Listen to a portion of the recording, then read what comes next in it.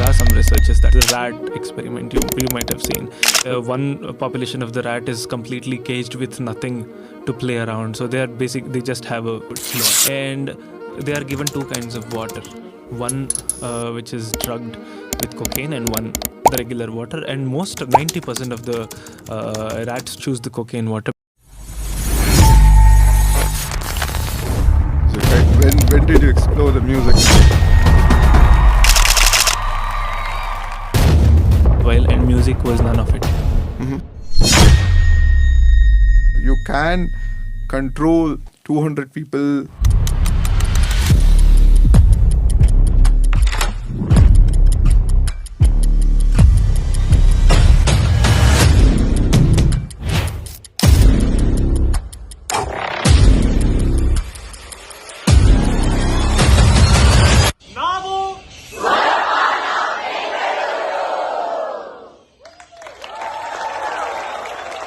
Yes. This is Sagar.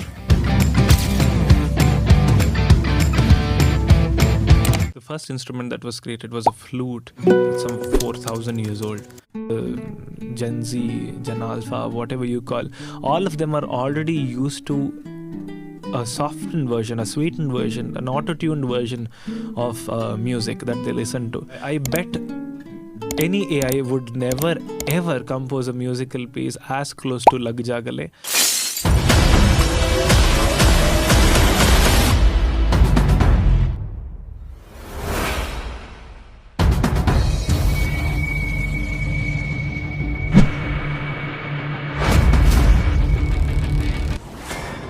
There is excess strain on the pipe, so which we want to avoid, and that's a soft spot that we have to identify.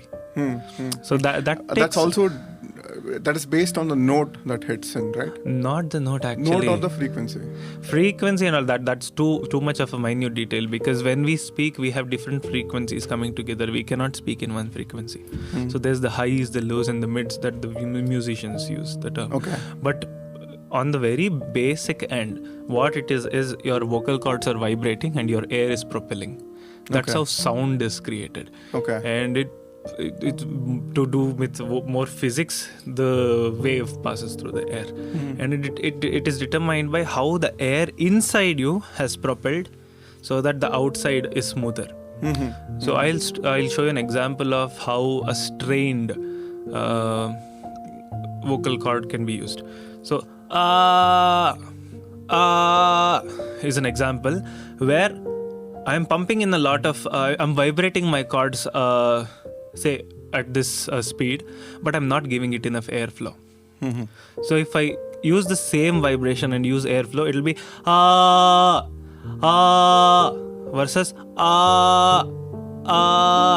this is a restraint, and this happens in small quantities when you're speaking for a long duration and when you want to emphasize on certain things. For example, brilliantly, if you want to speak like that, without your knowledge you would have damaged a little.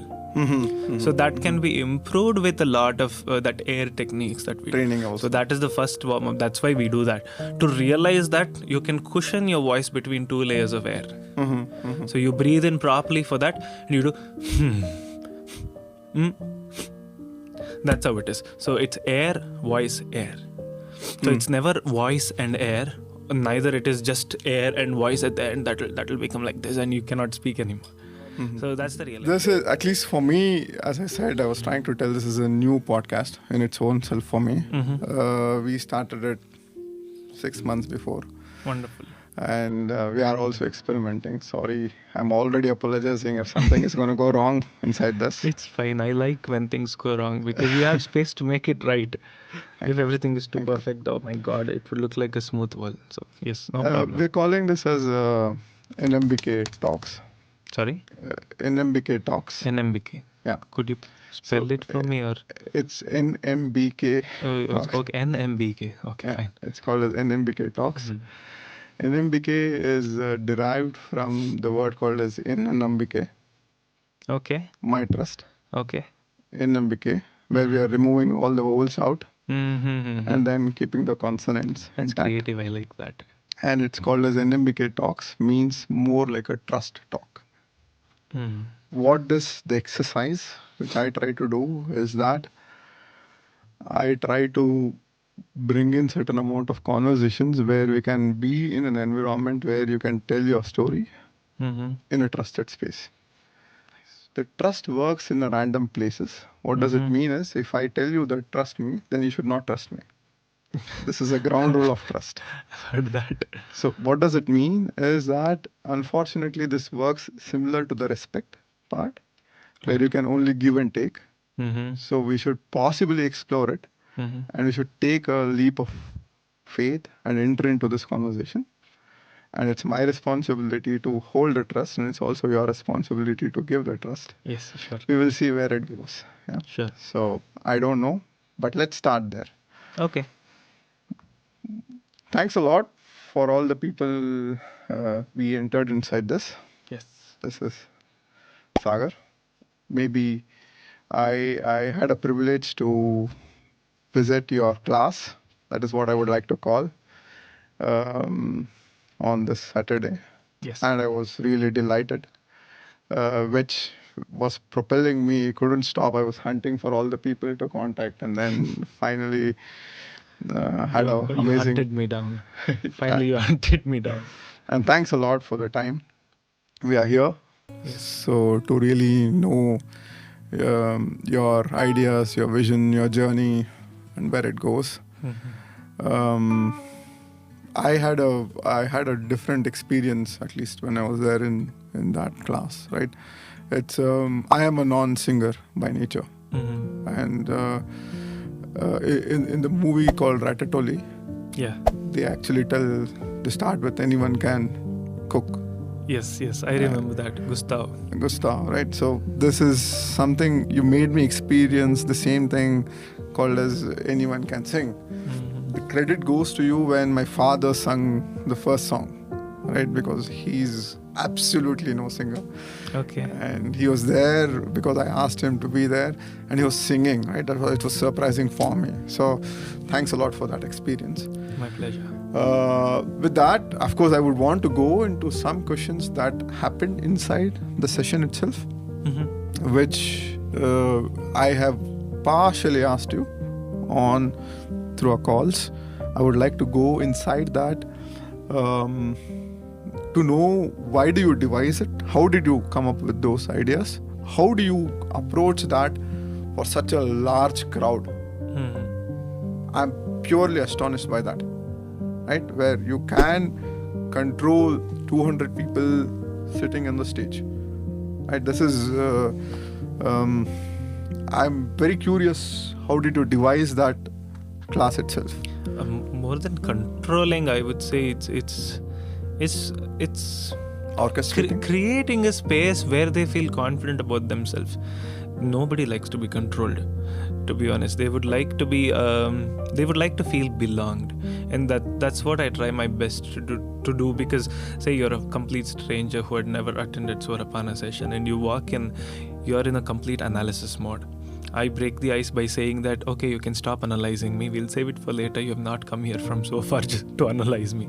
I make sure that I cushion that layer for them, and tell them why they have come here, why they might have come here today to enjoy. And that sets those nerves free, because every time you pay for something, like some things are transactional and it has to be transactional. And when they pay and come, they have certain expectations of, what do I reap from this? How do I count every minute? How do I divide every minute by every rupee? That's the mindset they walk in with. Though they might have been impressed with the videos that they've seen, but you might have seen the videos yourself before walking in, and the experience would have been different. Yes, totally. This is something which I would want to also tell to the people who have not visited. Yes, is that the videos are just. It's not even a taster. Right? You have to really go there to experience the part. Yes. I agree with you. Definitely. When that happens, right, you're busy half of the time thinking about, what do I get from this? So when you break that ice and let them feel comfortable, they don't have to be controlled. They become friends. If you remember, we also did vocal bonding exercise.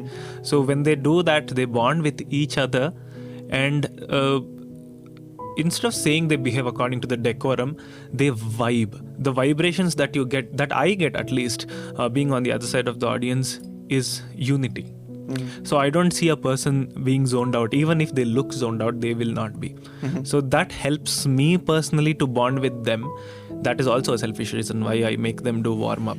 I want to bond with them because there are a lot of strangers, and I don't want them to feel estranged, whatever it is. So when that happens, I think things will go with the flow, and it's more or less they're not listening to me. They're understanding that for them to synchronistically sing, they have to do that part. You started with the concept to tell, look, this is Shruti auntie. Your sense of humor is top notch, right? Oh yeah.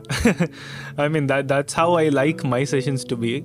And I have this ideology of why I do things, why I do certain things the way I do, and for what I do. Mostly I am doing it for myself. I would like it to be funny. I like people when they laugh. It brightens up my energy.